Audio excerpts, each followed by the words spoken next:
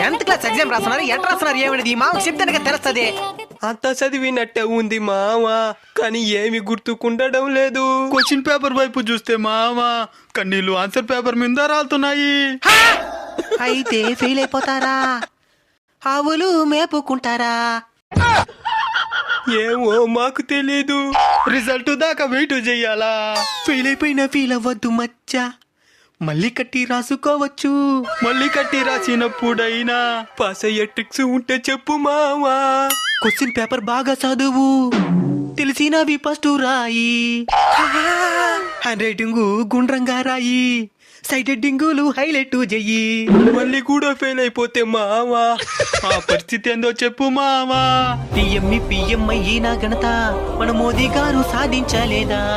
10th fail అయిన Sachin cricket కే దేవుడవ్వలేదా?